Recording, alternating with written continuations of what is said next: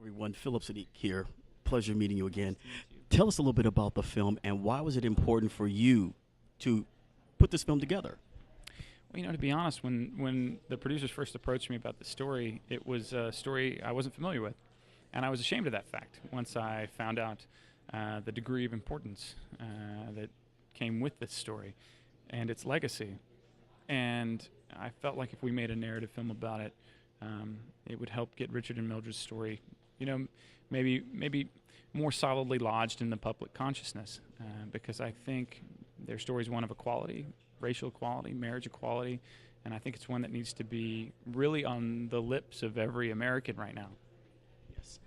The actors, they did such a brilliant job. How did you direct them? Because of a lot of it, it's quiet strength. The best thing I can do for an actor is really when I'm doing the writing. And when I was writing the script, I concentrate so much, for all my films, this is my fifth, on the behavior on the page, so that you don't necessarily have that moment where an actor comes up and says, I don't know if I would do this. It sometimes happens, but really I try to build in the behavior and the moments that are representative of what it means to love someone. It's not just saying, hey, I love you. It is really the day in, day out behavior that I think accumulates to that real sense of love. And that's what we tried to put in the script, and that's certainly what the actors were able to pull out of that material, I think.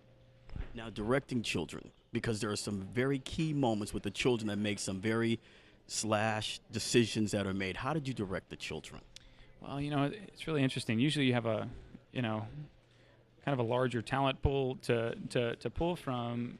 With this, we were going for such specifics, not only in terms of the fact that they needed to be mixed race children, but they also had to bear a similarity to the real people. But then also we were casting, Sydney, for instance, the oldest of the children, at several different ages. So then they had to look like one another. So there were a lot of constraints. But luckily, we found great kids. And as a director, what you do with kids is you don't mess with them too much. They're kids, and that's why you've cast them. So you try and just allow them to be themselves, and it's on you. The onus is on you to build the shoot in such a way that you capture what they give you naturally as kids. You work completely differently with them than you do with the adult actors. That's my experience, at least.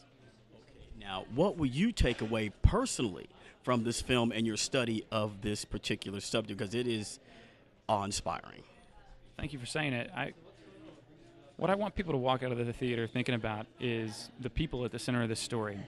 I think so often today, especially in a year like this year, which is an election year, we get so heated about these debates. And there needs to be aggression when it comes to these topics. These are important issues. I'm not saying not to be aggressive, but at the same time, I think we need to remember that they're humans at the center of all these debates. And I think so often people just fall into their platform thinking, and they go to their corners and say, well, this is what I believe. And it's very easy when you're on your soapbox to forget that, well, the issue that you're talking about actually affects people's lives.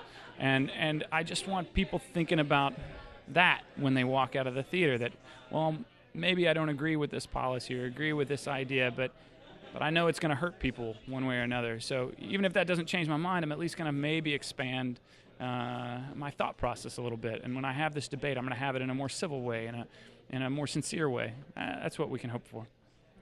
Jeff, thank you so much. Thank you, my friend. Yeah.